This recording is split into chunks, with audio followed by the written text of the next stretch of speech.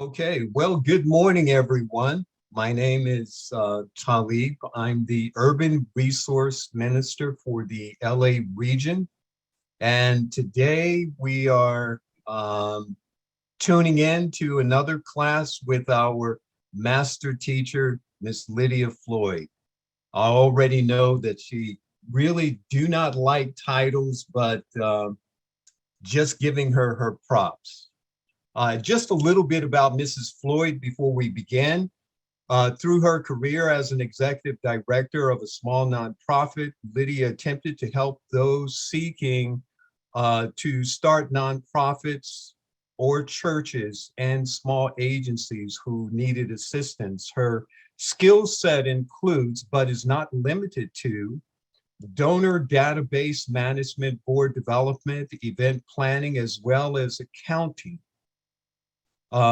She hosts a class in nonprofit management basics and coaches mentors, executive directors, and church finance leaders.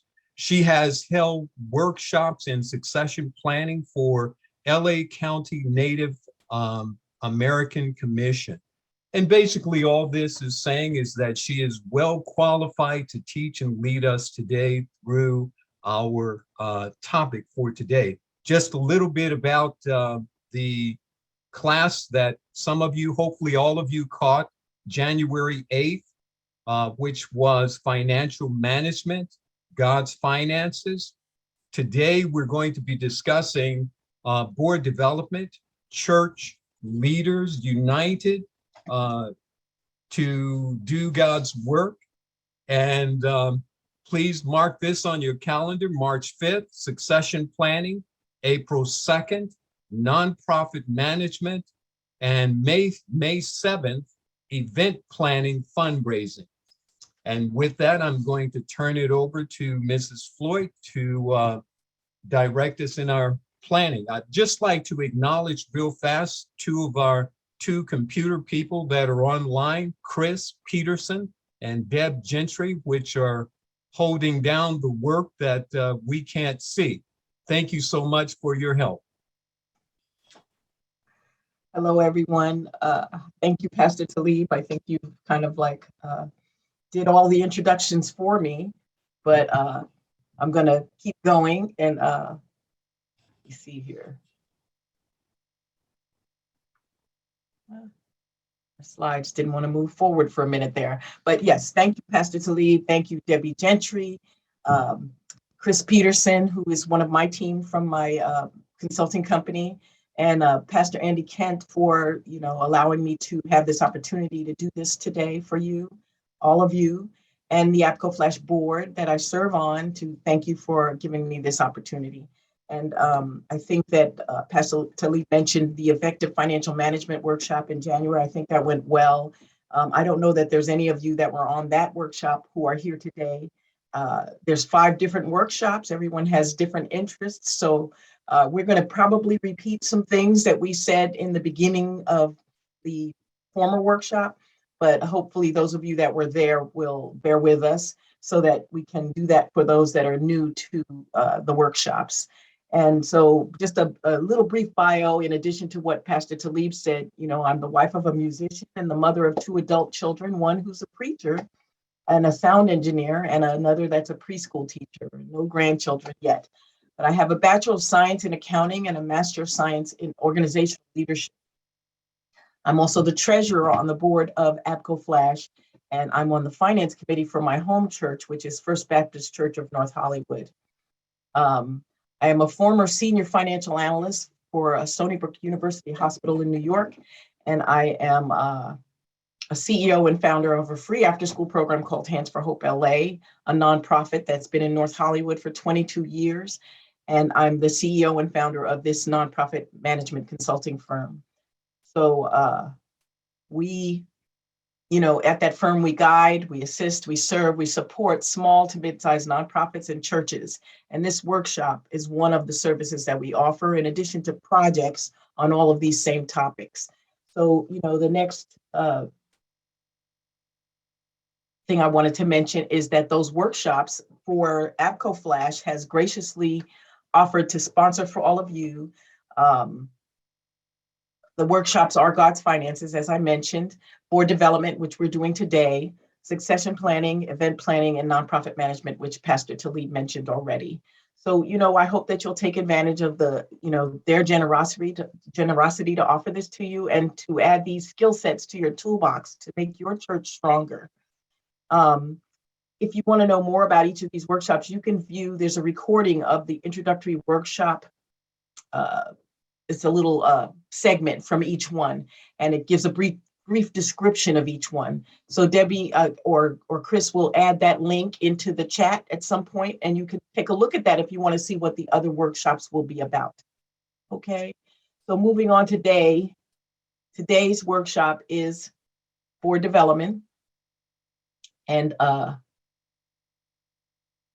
see. Here we go. Okay, so there's many similarities between nonprofit boards and church leadership. And my area of expertise is nonprofit board development, but there, like I said, there's similarities, and a lot of what I speak about is related to nonprofit boards. But please feel free to tell me how your church is different, how it's different for you, or what is not the same. But I'm going to go through what I am familiar with for nonprofit boards, and then try to twist it a little bit towards churches. Your basic responsibility is to govern the organization, to govern and effectively govern, to conduct the policy, actions, and affairs of an organization. And when the congregation nominates their leaders, they should consider what strengths and skill sets would be best for their particular needs. They should train and support their leaders, show them that you appreciate the value of their time, their contribution of time, talent, and treasure. In this workshop, we'll talk about ways to ensure that the organization, that you discover what skills you need and what skills your members have. And it's up to everyone to encourage all their members to step up and take on roles to help their church survive and thrive.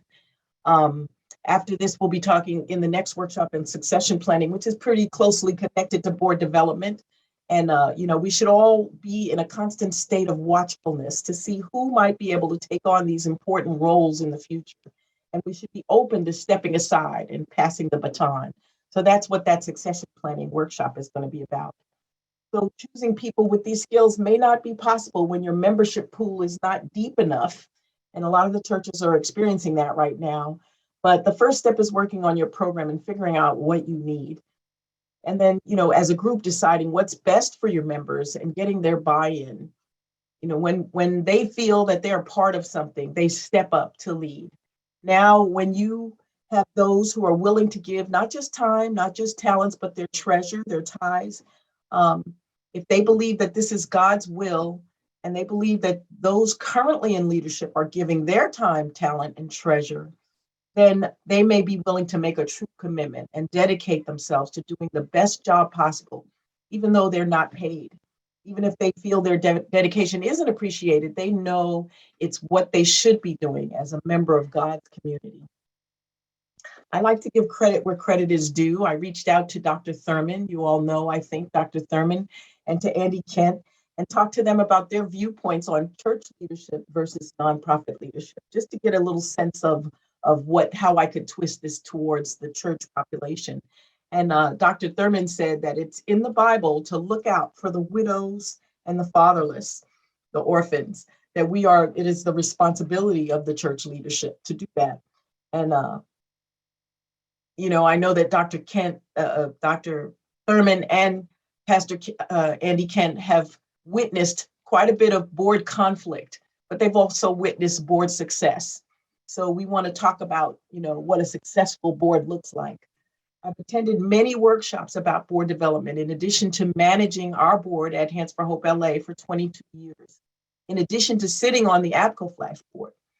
The latest workshop I attended this past week was presented by Joan Gary of the Nonprofit Leadership Lab. And it was called "My Board is a Hot Mess." And I think that, there's boards out there that really are not functioning well. They're what they call dysfunctional. So, some of the wisdom of the people that I've with, these classes that I've taken and the conversations I've had with Dr. Thurman and Pastor Andy will be included in what I say to you today. So I hope that you can get something from this. Joan Gary said things like that you want to grow an army of the engaged. I like that phrase. You want people who are engaged, and you want to find proactive champions, people that are champions for your church, and they're proactive, they're working, they're doing what's needed. Are they supervisors, or are they ducks that just follow in a row? Are they doing what needs to be done? They should be enriching your decisions that you make and choices you make, not just rubber stamping them. So we're going to have a really quick poll just to tell me who is on the call. So if you could take a moment to answer this poll and just tell us what your role is in your church. What do you do there? And what do you, if you're not a leader as yet, that's great. If you're, one that is thinking about becoming a leader, it's great for you to be on this call learning about it. If you're a church member, perhaps you can take a greater role. So this class, I think, will help you to understand that, what might be required of you. So it looks like we have some pastors, and we have a couple of deacons, maybe some church members, some people who serve on church committees, which is great to do. Okay, so it looks like we've got our answers, and everyone, I'm going to end the poll so that everyone can see the results. There we go.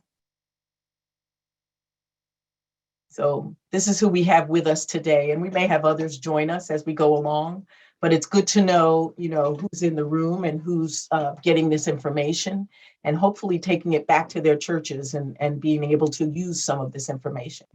Okay. Okay, so one of the first things that I want to mention about churches is they're not quite like other nonprofits or businesses in one particular way. People in churches lead with their hearts. They can be sensitive, they can be defensive, angry. They quit when they don't get their way. They form cliques. There might even be a hostile takeover from the pastor. There's different types of situations that present themselves because you're dealing with sometimes sensitive people in a church population. Some come with damage, some come with baggage. They're going through things in their lives that might have brought them to church in the first place. If we know that going in, we set realistic expectations about what they can do, and their history may impact their decisions, their choices, their actions, and their reactions. They may not have control over things in their lives, so they sometimes come to church and try to have it there. And if we know these things, this helps us to know who we're dealing with in our board populations, or who's available to us to sit on our board. You want to know who's the peacemakers in your church, who are the troublemakers, who are the ones who say nothing, who are the ones who do everything. This to me is the elephant in the room, which may be a factor in how you view the people who become your board members.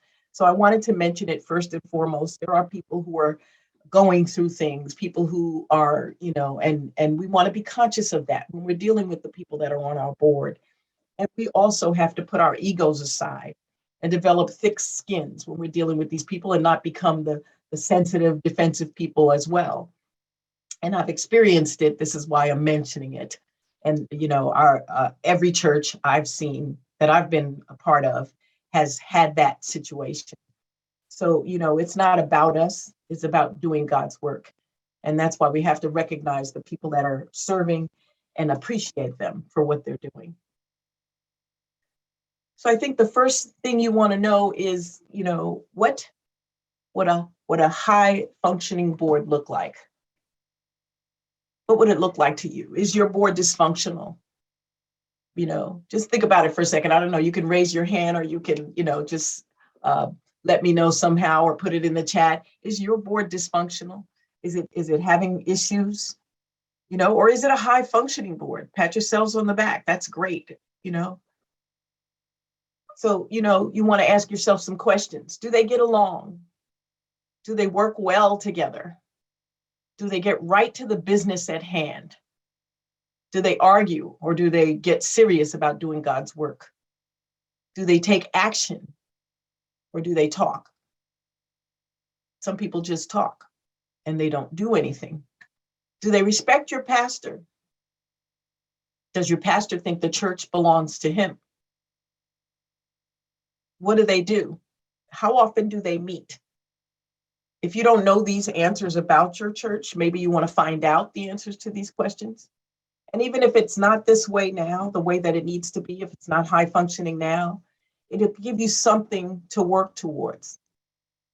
If your constitution needs changing, your documents, your bylaws, your constitution, your articles of incorporation, your strategic plan, whatever it is that you're referring to have some structure for your members, now's the time to think about that and to set a schedule to get those things going. So times are changing, and so should we. So if we're going by documents that are constitutions that are 100 years old, it's time to take a look at those and maybe make those different to accommodate the people that you're asking to join your board. So we're going to go into little breakout rooms just to be able to talk about this for a second. In your churches, you might have a diaconate board, a board of trustees. What is it called at your church? I would like to know, and just talk about that for a second. What's the structure at your church? Is it working? What do you recommend? So we're going to put you into different breakout rooms. You can speak, you can unmute yourselves, speak amongst yourselves, find someone who, when you come back, will tell us about it. Tell us about what you came up with. What's the conclusion? Okay, and it'll be in the chat as well, stating what your questions are, what these questions are that I want you to answer. Okay.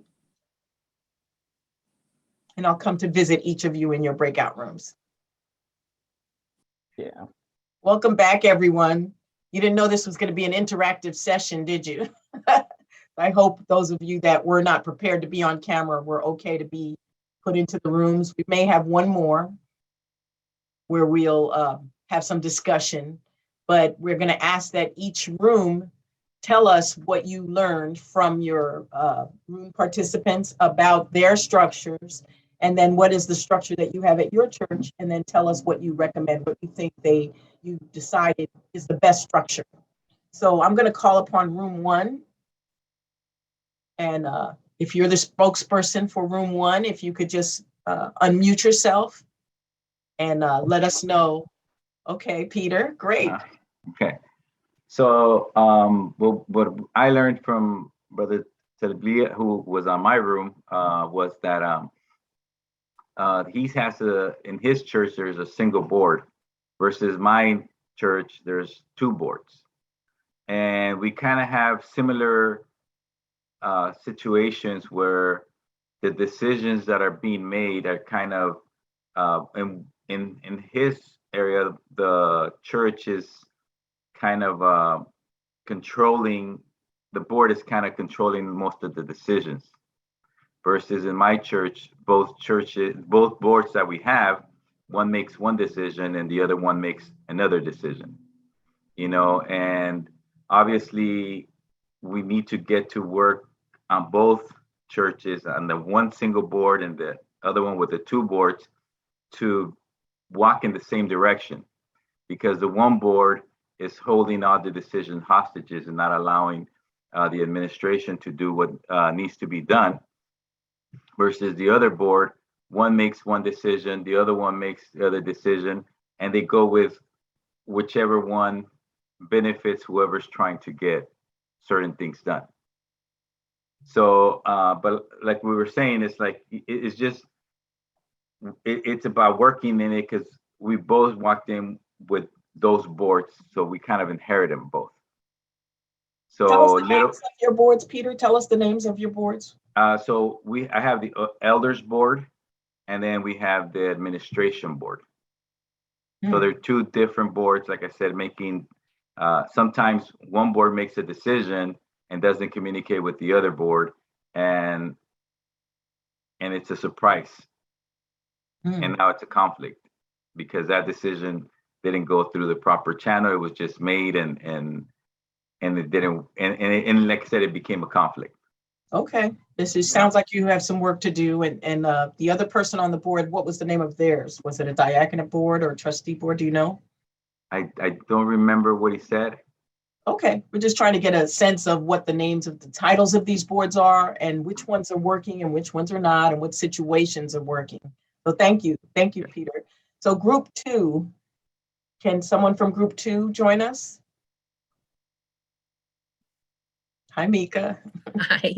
So I was the only one in the breakout room with Lydia. So our church has one diaconate board that works closely with the pastoral staff, and our senior pastor is on the diaconate board as a voting member, but the rest of the pastoral staff does not vote. And each of our deacons has a ministry area. They're nominated to represent certain ministry areas of our church, but we do have a handful of positions that are called at-large positions that are people who don't necessarily represent a particular ministry, but we try and nominate people who represent portions of our congregation that might not be represented among our current board. So we often nominate someone to represent sort of what we call the prime timers in our church, which is like the older generation of our church. We often have someone who's that position. So just depending on what the makeup of the board is at the time. Great. And it was called a diaconate board, right? Mm-hmm. Yeah. Okay, but it was interesting dynamic there that they have deacons at large. I haven't heard that. I've heard deacons, but not deacons at large. So I like that. That's something different there. Okay, so that was group 2. Thank you, Mika. Mm-hmm. Do we have anyone from group 3 who can tell us what happened in that group? Okay, I'll be sharing for group 3. Group 3 consisted of Doug Hubbard and myself. And Mika just described my church. I was going to say, Mika just described Doug's church. So you can describe yours. So I'll share my church. One commonality is that both of our churches are large churches. So we looked at the fact that more churches are smaller churches, so their dynamic may be very different. I don't know. Go ahead. Okay. In my church, we have our deacons ministry. We removed the term board about 15 years ago, and all of our committees, or what used to be a board, they're all considered ministries now. They're identified as ministries. So we don't have trustees either. We have a governance council. So our governance council, similar to what trustees would do, they are responsible for the day-to-day operation of the church. Our deacons ministry is responsible for the spiritual growth and support of the pastor. Finance comes under the governance council. So there's a finance committee. Under the deacons ministry, they take care of the benevolence fund, so that if people are in need each month, monies are within our budget that goes to the deacons ministry. So if someone comes to the church or calls and says they need assistance with their electricity bill or rent, housing because they're homeless, we have about three deacons that are on the call list, so that they're contacted by the church for them to connect with those individuals and see what assistance they can do without just putting a Band-Aid on the situation, where they can really help them. But that's part of our church budget. To try and get the involvement multi-level as far as multicultural and ages, there are terms for the governance council, but the deacons are ordained and it's lifetime. And so they're on until they decide they're going to retire or they pass away, that they want to step down and become inactive. Okay. Okay, so we're going to talk about think- terms in a little bit too. Right, yeah. But So yeah, the structure of your board sounds like a governing council and a diaconate board, right? Two? right, it's two. Okay, okay, Okay. great. I think that we're finding some similarities and some that are just different. And do you feel like that works? That yours is working? I think it works well. I mean, like any church, you have your issues. You have sometimes people that don't want to relinquish authority. They want to stay on they want to stay in their role forever. But that's I think it's a generational cultural type thing where you're trying to get more involvement by young adults so that the church can continue to grow and thrive. And every church is having, issues with having young people in the church and making sure that you have a future. And one of the things that the younger adults are saying as their questions are asked of them, we just had our Leaders and Workers Conference last Saturday, and it was, we want to participate, but we don't want to see the same old people up front or leading everything forever. We want to be able to participate, but we like to get our hands into it and see results. Yeah, that's a dilemma that I think others are experiencing as well. Thank you, Susan. You're welcome. I'm going to move to group 4, I think it was. Was there a speaker from group 4? Pastor, you're muted, Pastor Deli. You're muted. There we go. Sorry. I was with Pastor Michael with Cook. It was a good conversation. I have just one some highlights that probably we together share. Like we have both of us a single word. I was talking about that. According with the church constitution, it's a lot of committees. So committee for, different areas. So what I did was just, delete all these committees and just name one team. In my case, I call the ministry team. And one part of the team is share of legal things like treasure, money, the person who respond to the Secretary of State and everything like that.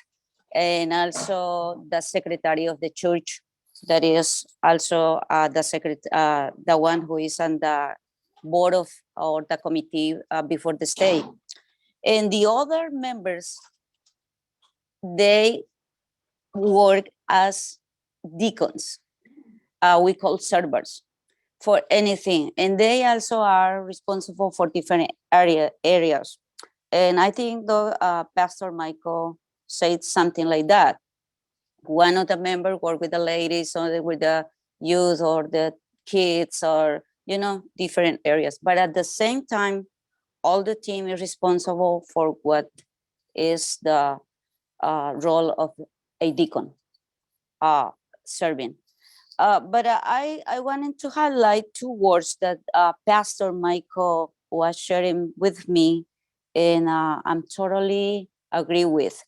It is that we are in a reactivating process after this pandemic, after this, well, we say after, but we are already still in. We are reactivating because, for example, there are areas where we need to work. We are praying, looking for God's guidance, how to do. Because pastor says that he still was doing ministry online. Only start, going in person a few time ago. So I think we are in a reactivating ministry in all the areas, even the staff. And the other thing is that we think that one team or one word in some way brings more unity than two or many committees. It's more unit to the church. I think that was the areas we were talking about Okay. this morning. Thank you. Thank you. And I think that, you're saying that you have one team. I've had a question for you. So you changed the system from what it was. Did you not have to refer to a constitution or any type of document that states how it's supposed to be? No. You don't have such a document. Yeah, the Constitution is still like that. The church not like that. What I do was just choose the people who work better, and I presented to the church. I say, do you want to work with these members? And everybody agree, and it's no problem with. So you chose. I chose. Okay, that's good to know. Okay, so we're going to talk more a little bit later about how people get into the positions. So thank you. That was what. So it sounds to me like the consensus is a little different from the Baptist idea. A little different, yeah. But it sounds to me like the majority are doing. I'm going to mute you, Adele. That the majority are doing one board, but there are some who have governing boards. Even Adele's has like a board that has a little bit more responsibility for the governance and the finances than the rest of the people on the diaconate board. Even though it's one team, there's one section that's doing more. And so a couple of you had that situation. So, it's interesting to look at, and I guess you need to figure out what works best for your church. But I think that it's good to look at what others are doing. So I hope that was helpful, and that we're able to now return to our slide share. Hopefully that looks the way it's supposed to look. Okay, so, it seems like it's working for the most part. There are some issues, but it's working for the most part. The structures we talked about. And then, everyone seems to be okay with it, using it the way it is. I didn't hear of anyone who was like, it wasn't working. Maybe Peter felt that there might be some change needed, but it sounds like everyone kind of is okay with the way theirs are going. Doesn't matter what you call them, as long as they understand their purpose. The board of trustees, the diaconate board, the governing council, the ministry team, whatever you call them, as long as they understand their purpose and that they represent the best interests of the patrons of the church. And we're going to talk more about how they get elected and things like that. Lydia? Yes. Lydia, you've been muting me and also my video, but that's okay. In group number 4, when I was there, I was the only one, and then I had to take a break because I'm moving between my car and my dialysis. But I would have said that we have a single board, but I don't, and it has problems. I think there's confusion between being spiritual leaders and also being the servers for everything else in the church. And the single board does not function well in that activity. I believe there are trust issues. I believe there are issues of people who genuinely do not like one another, and this makes it very difficult to collaborate. So I just wanted to make that point. I really appreciate that, Walter, and I apologize if we muted you somehow. Someone else was speaking. And I'm gonna mute you now because it's difficult to hear. Are you done? Did you? Okay, good. Okay, there we go. So Walter, that's Walter Clark, and he is letting us know that at his church, it is very difficult with their one team and that they're not getting along. And we talked about this earlier, about there being people, and whenever there's people, there's going to be difficulties like that. And we kind of have to, it's a given.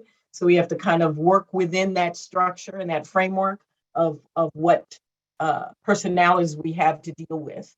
So, there's some things you can do to create such a structure that those people aren't able to maneuver, that it has to be a certain way.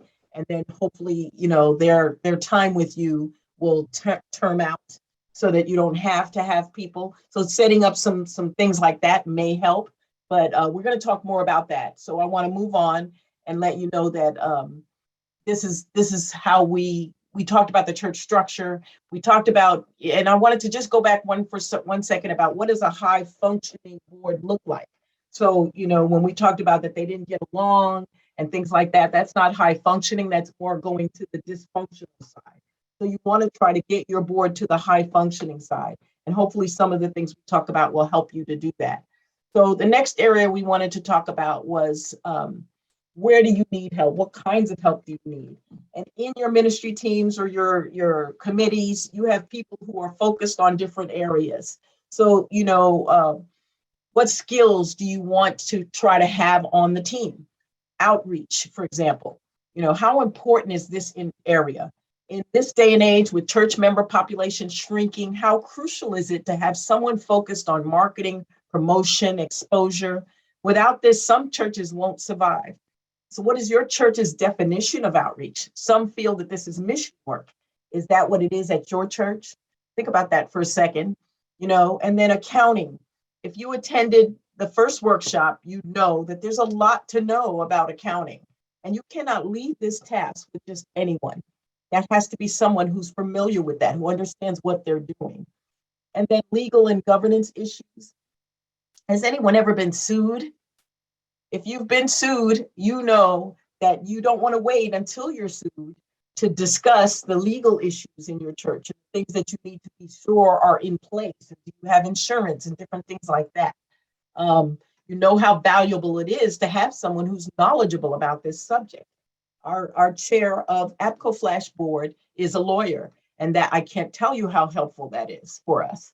So having someone in that capacity would be good. And you want to think about placing or finding people with each of these skill sets in your board. That's the type of people you're looking for. You want to fill a gap in each of these areas. Discipleship. Isn't this the most important area? The person you choose for this area has a great responsibility to keep the Baptist culture alive. So you want someone who's ready to do that, willing to do that, and is able to do that. Membership, you know, what does that mean? You know, do they speak with new people and ask them to join? Do they check on the well-being of current members? What does a deacon of membership do? And, you know, some of you are not breaking it down into these areas. And if you don't, then does that mean that every deacon is responsible for all of these areas? That's a lot to put on people. So you want to find what their strengths are and have them focus on those strengths for your church. And there's others, there's hospitality, there's worship arts, there's family life. If you know of others, put them in the chat. Let me see some others, other names of your committees, other names of your areas that you need help, so that we know these are all the kinds of things that we're looking for people with skill sets in those areas. So let me just open the chat so I can see if anyone writes anything. But if anyone has any types of other committees than these that I've mentioned here, please put it in the chat for me so that we can take a look at what other things, or everyone can see it and they can see what other areas they might want to have someone with those skill sets, right? We have a number of these at our church.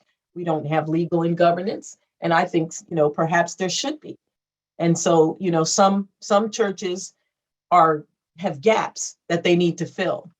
Okay, so let's just take a little poll and see what areas do you need help in. Any of these that I mentioned, you can put other and then just put it in the chat. So someone has a deacon of biblical reconciliation. So that's similar they're in the vein of the discipleship or learning about, you know, the Bible there. So you feel that that's necessary as an area that your church focuses on. So, you know, it's looking like, you know, outreach and discipleship are the main ones that people feel are very necessary, but you must have accounting, or that may be part of your governance council or your finance team. And they may be separate to you from your deacons or your board members, but it is an important position. Accounting is an important position. Discipleship, definitely. Outreach is important. We see that. So it's looking like, let me share the results. Has everyone had an opportunity to put in pick ones that they choose? So someone's looking for resources there. Yeah, that's good. Okay, so I'm going to go ahead and close the poll. About half of you participated. Did anyone want to put anything else in? It's not too late. Okay, I'm going to share the results. And it's looking like discipleship and outreach are running a close to each other. And I think it's because the outreach to bring in new members is crucial to churches nowadays. And the future, as Susan spoke about, the future of the church.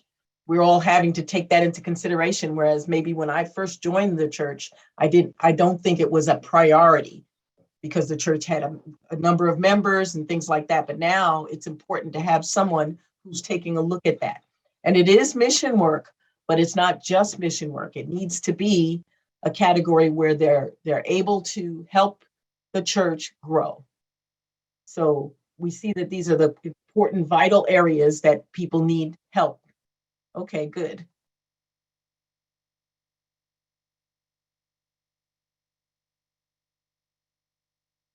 So, in the nonprofit community, we expect board members to pledge to do certain things. And it's not very different in the church setting.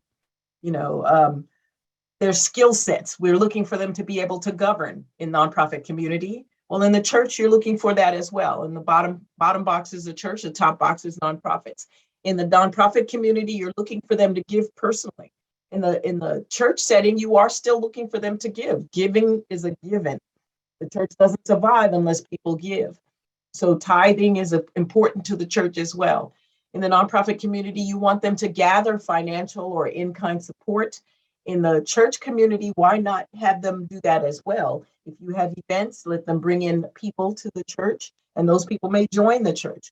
You want to have members who are helping you to grow. And so gathering support, financial, in-kind, or just bringing in members is something that you need. Advocating for your church, advocating for the nonprofits and making connections is what's expected of board members in the nonprofit community. In the church, you're expecting that as well, for them to advocate for the church, to talk about your church to people, and not to talk negatively about your church to people. Some do that. If it doesn't really serve the purpose that you're hoping for, where they will talk to someone about your church and it makes that person not want to come to your church. You want them to talk about your church and invite people and be welcoming. And for those people, when they come, to see the love there and to see that the church is thriving. So, you want the board members to be doing these things, to bring their skill sets, to govern effectively, to give, to gather support and resources, to advocate for the organization. Okay. And if they're not doing that, then they're not the right people on the bus. Right. So gathering resources for the organization is necessary. So there are tools that can assist you with determining who you need on your board, what types of people you're looking for on your board. And as I said earlier, with the membership pool shrinking, you may not have people in these categories, but how do you know? Are you reaching out to ask for it? Are you looking for people who are good at outreach or good at marketing? There are people out there that may be able to help in that area, and you're choosing people for the board that are not good at it. You're having people that are sitting on the board for years that, they don't really do that, but because they've been in that position forever, like congressmen and senators, they just get to stay there forever. But they have to be accountable. You have to assess your board, and we're going to talk about that too. So, this is an example of a grid that you might have, and it's a nonprofit organization grid, but a church can set up one as well, where you start looking at, do we have people in these different areas? Do we have people who are retired, which means they have more availability, they have more time to do the things you might need. Maybe they're the best person for certain jobs, whereas ones who are working cannot do that job, or they're not as available, right? Do you have a good amount of females and males, or different age groups or different, cultures? If you have different nationalities or ethnicities in your church, you want to have a variety.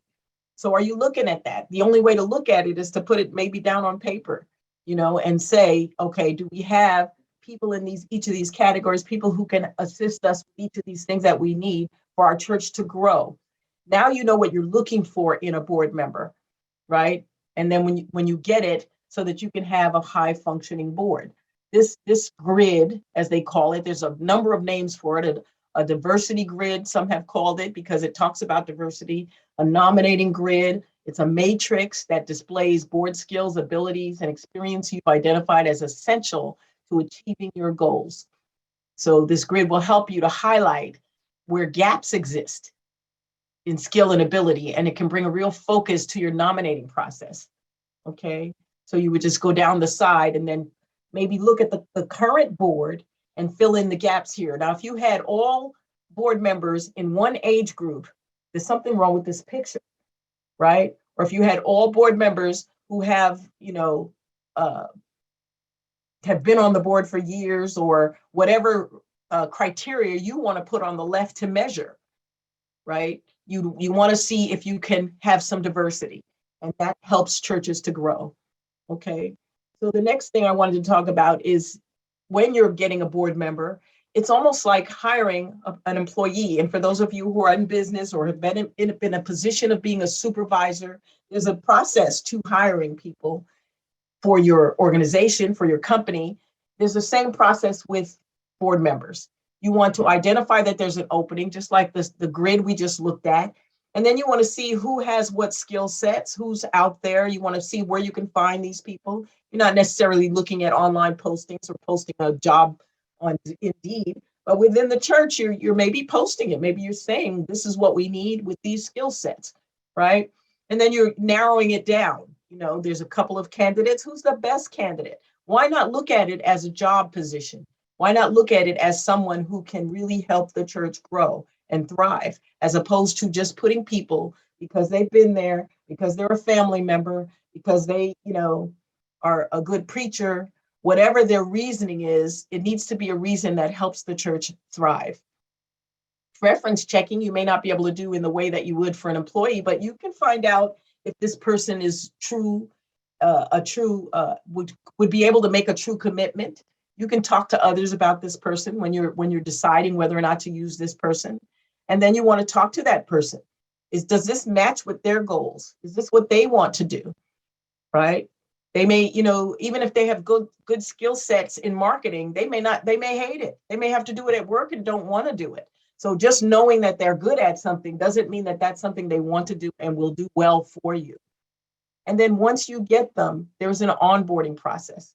You want to be able to bring them in and train them and give them orientation, make sure they're familiar with the building. Our church has 2 floors, and there's a number of people in our church who didn't even know that, have never been upstairs. Take them on a tour, make them feel a part of it. So you want to look at it as though you're getting a new employee. You want to bring in board members who are going to bring skill sets to the table that help the organization. And then when you bring them in, after you've brought them in and they sit on your board, you need to evaluate whether or not they're doing what they're supposed to be doing. You can't just have someone be on a board forever and have no accountability and no assessment about what they do and whether they're doing it well. If your role as a board member is outreach, or you're the deacon of outreach, and you're reaching to no one and no one is joining the church, and you're doing certain things, but they're not the things that are helping the church grow, it's time to evaluate that and to assess that and to talk to that person. First and foremost, you're not trying to get rid of them, but you're trying to get them to understand what their role is and what you need them to do. So it's not a bad thing to have board evaluations. Nonprofits do it all the time. It's not a bad thing for churches to do it as well. The church is a 501c3. The church is a business. It needs to operate like a business in certain senses, right? And this is one of them, where you're just trying to look at whether or not you're meeting your goals with the current members. And if not, then you're looking for new members who are going to help the organization to meet their goals. There's other types of assessments you can do. I didn't put the whole documents here, just some of it. I know the mission of our organization and I can communicate it to others. Do they know what your church is about? Is there a theme for your church? Do they know it? Are they able to talk to others about it and advocate for you like we talked about? Do they know that your church is a 501c3? It's a nonprofit organization, which has some some restrictions with it. You're not allowed to be political. You're not allowed to do certain things with your if people give you funds for a certain purpose, you have to use it for that purpose. There's restricted funds. So there's different things that they need to know. And if they don't know that you're a 501c3, they wouldn't know that. So there's certain things board members should be brought up to speed about. You know, do they understand how your church operates? Do they understand their responsibilities first and foremost that you're asking of them as being a member? You know, do they enjoy it? Do they hate being on the board? Do they think that every time you have a board meeting, people are arguing? Some people are not comfortable with that. And that structure has to change if that's the problem for, you know, members who are not comfortable, who feel that, you know, they don't want to go to a meeting. So you can't bring new board members into an environment that's toxic.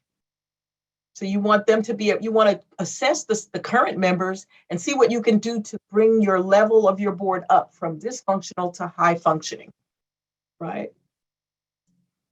You know, and then you want to look at the after you've tabulated or gathered the assessment results, you want to look at it. You know, this percentage of the board knows the mission, and make it your mission to educate them on that, right? This percentage of the board knows their responsibilities. And if they don't, then you're making it your mission to educate them on that. Okay, so I have been talking for a little bit. I'm going to take a sip. Anyone wants to take a 1 minute break, Chris? We're just going to do 60 seconds. I don't know if we can count down somewhere, but it's let's see, it's 11:06. We're going to come back at 11:07.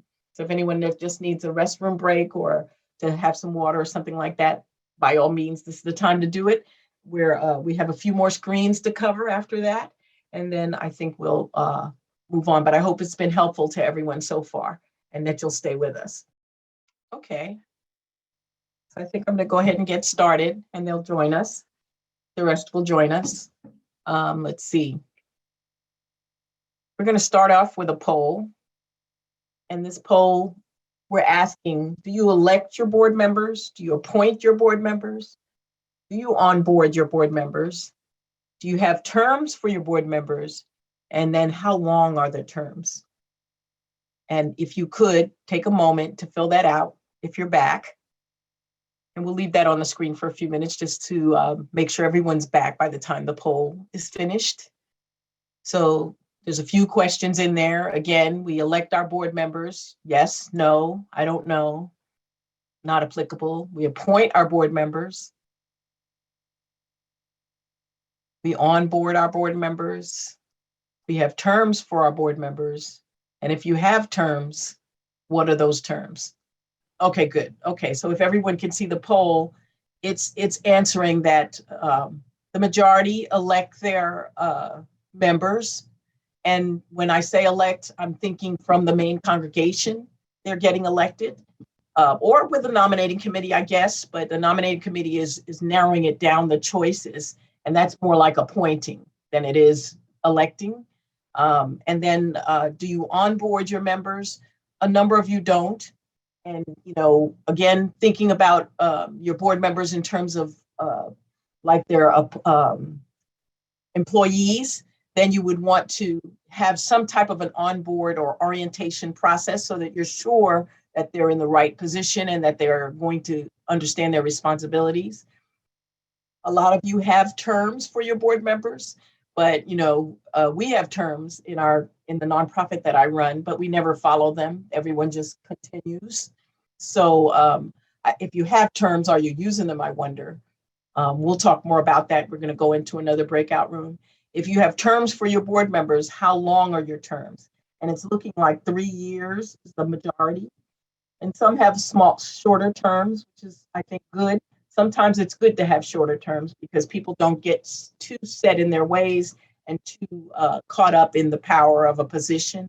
So I think that these are good questions to discuss. So we're going to go on to the breakout rooms, and then just please have an answer for, excuse me, let me go back to that. Do you have elections? You talked about that, right? Should you have elections? Should you have a nominating committee? And how do you onboard members? What's the best way to do that? Okay, so I'm going to stop sharing the results, and Chris is going to put each of you into breakout rooms. And Walter, I hope this time you get someone in the group with you. and we get to hear what you have to say. Hello, everyone. Welcome back. We only have I think we had 3 breakout rooms, so we're just going to have 3 of you report out if you could, just to let us know what you feel is the best choice. Should we have elections? Should we have a nominating committee? And how should we onboard? Not if we should onboard, but how should we do that? So I'm going to ask for group 1 to choose someone, and if everyone else could please mute if you're not speaking for your group. I think it's effective to use a nominating process whereby you identify the characteristics that are needed and the skill sets, as we pointed out. And then having discussed it with those candidates, make sure that they are willing to serve and have some understanding of what is being asked. And then to have the congregation vote them in to the board. And once they're part of the board, there should be a specific training to orient them to the way the board functions and also to the functions of the departments or committees they've been assigned to.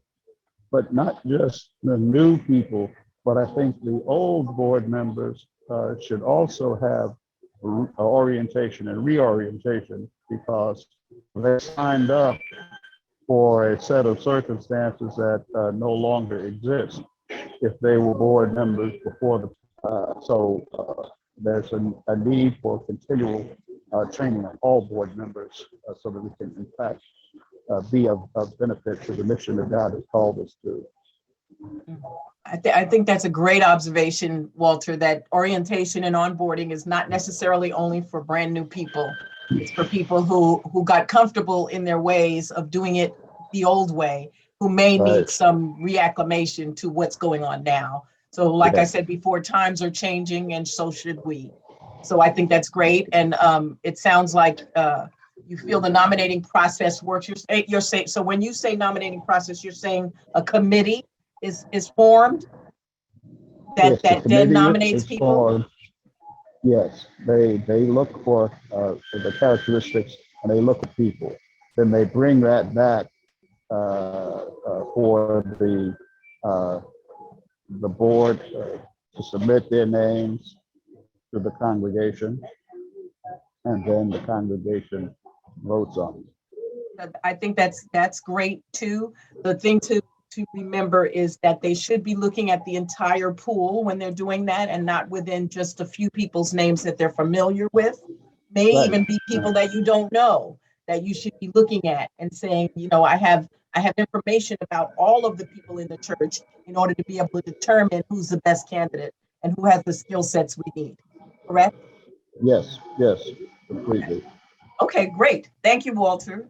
Okay, we're going to move on to group 2, and I think that might be you, Doug. Yeah. I'm going to mute you, Walter.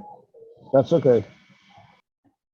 Go ahead, Doug. We kind of went to what the process was.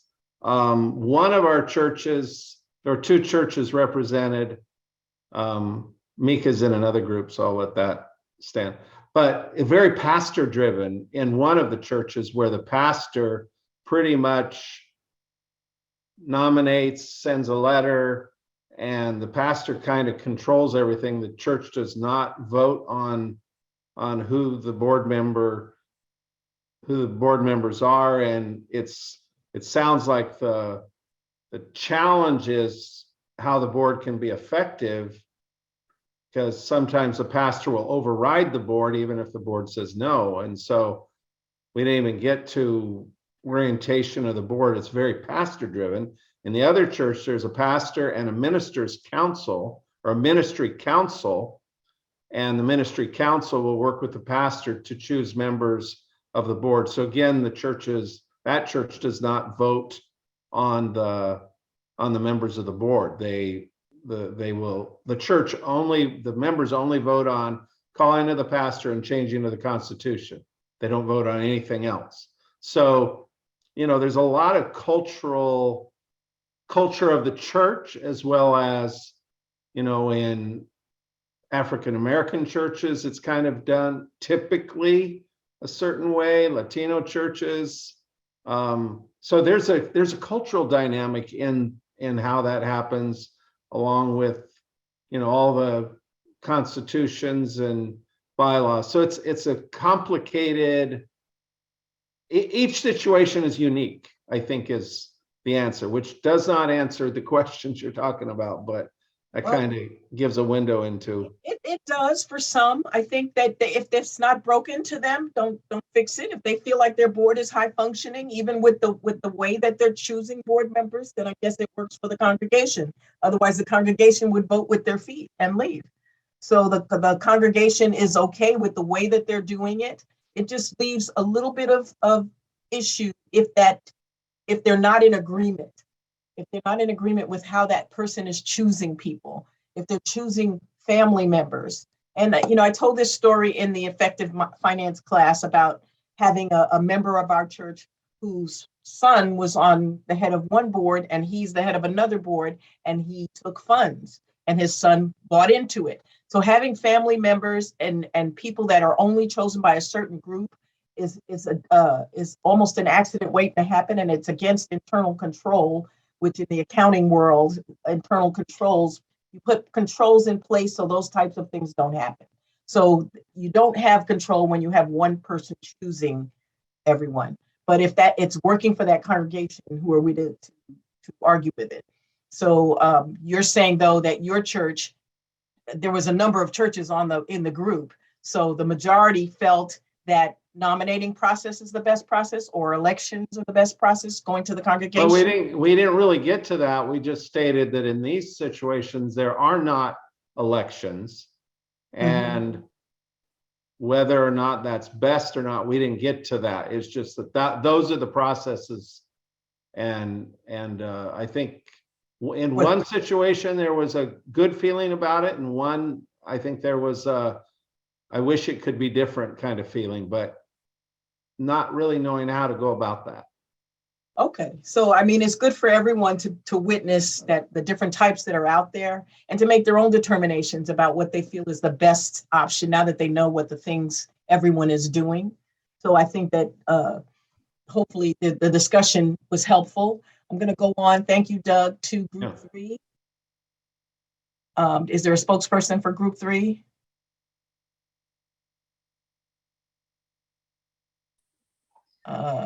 It was Pastor Adeli and myself, and we didn't choose a spokesperson, so she hasn't unmuted herself, so I guess I'll just share. Okay. We talked about the similarities of how our two churches operate. One thing that she did bring up was that she normally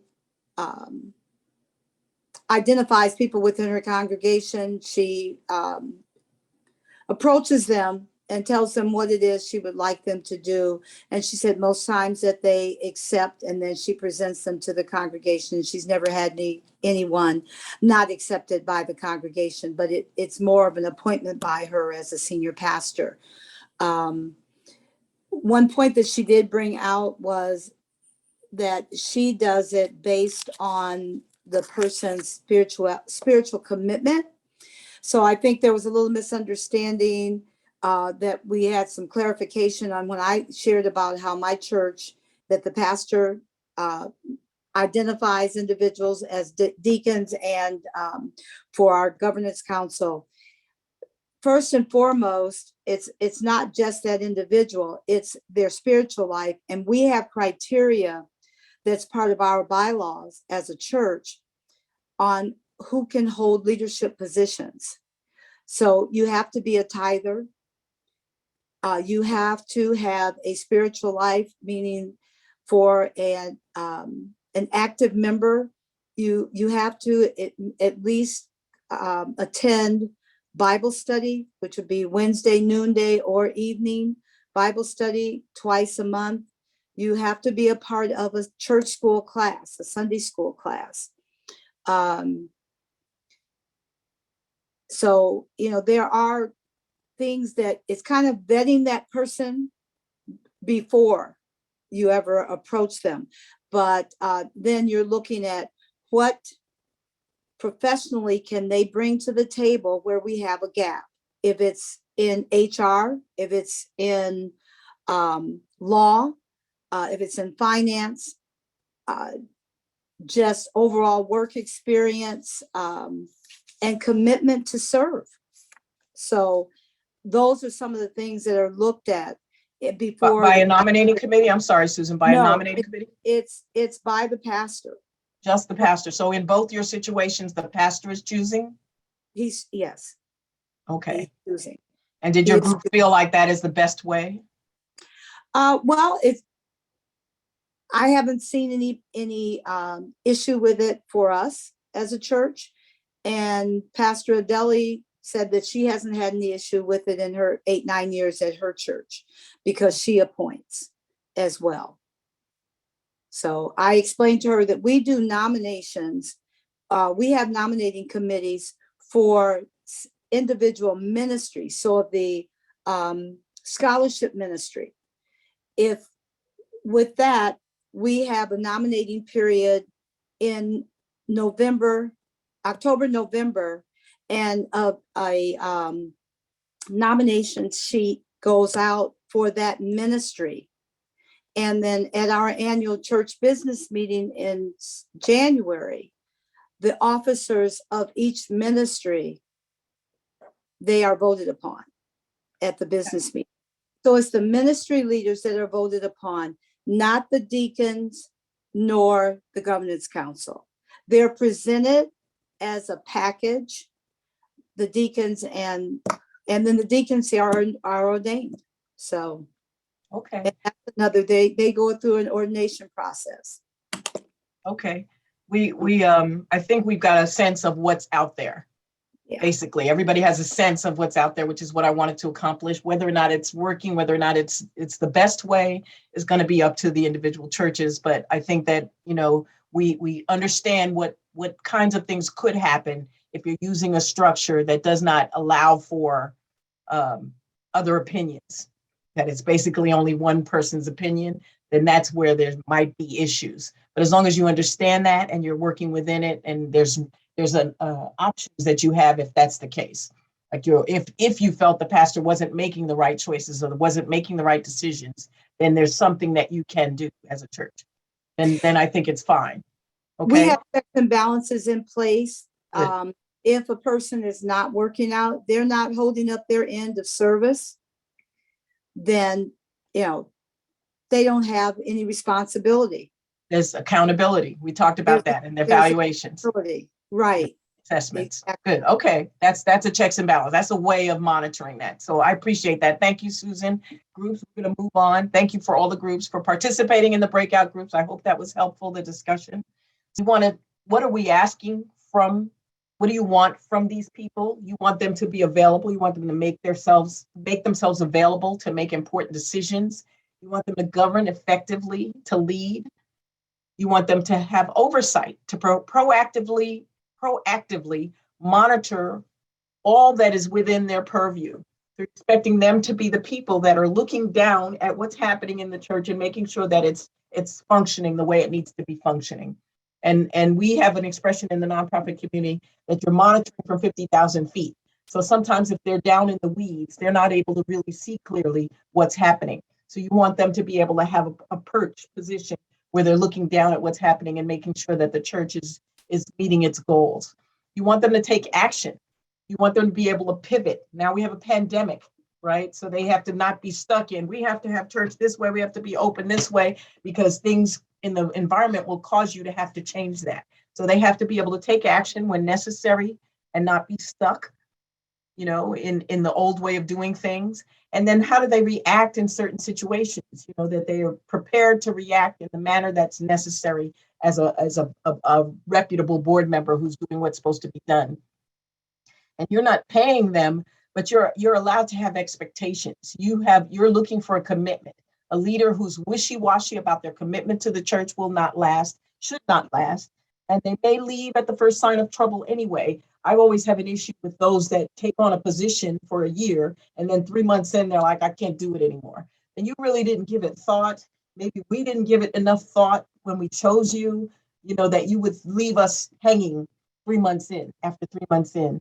So, we want to make sure that we have people who are committed and who are going to be dedicated.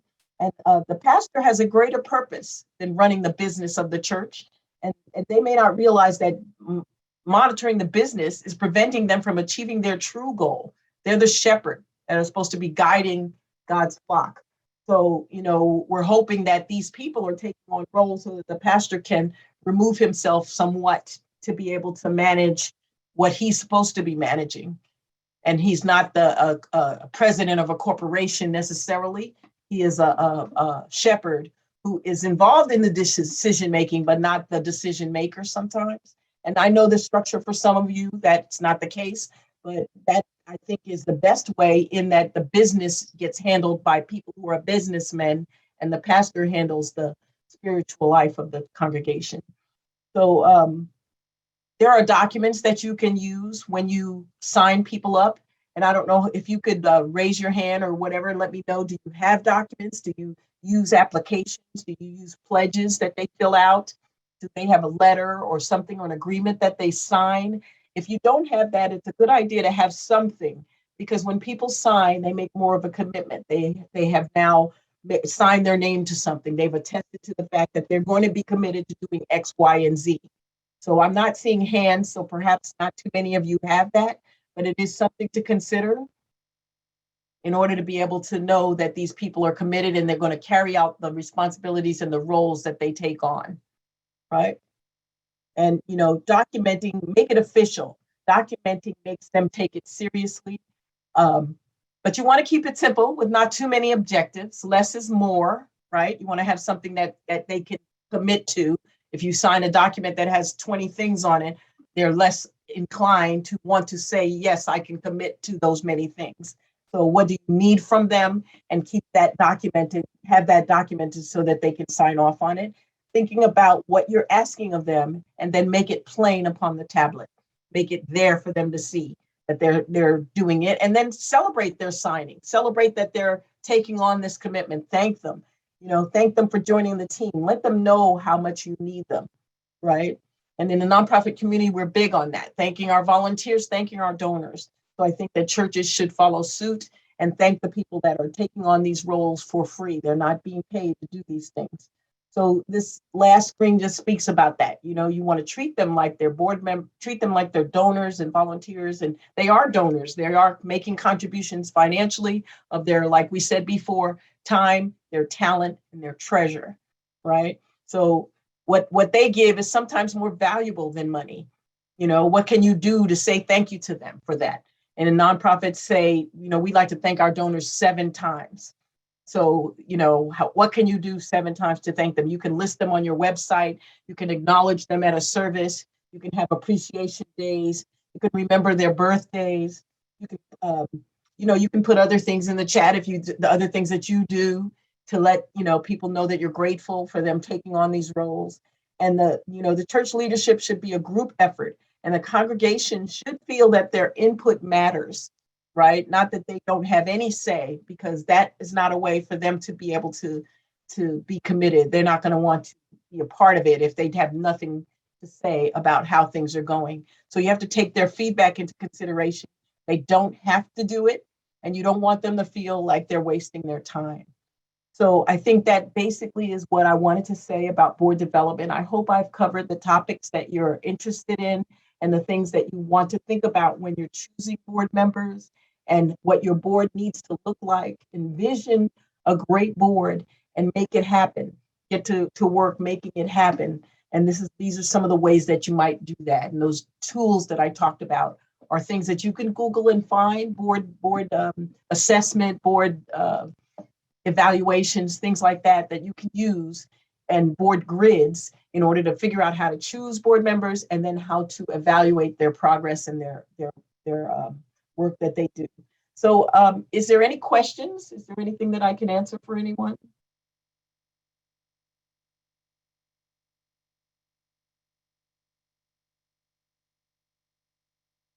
Feel free, everyone, to come off mute if you want to ask a question.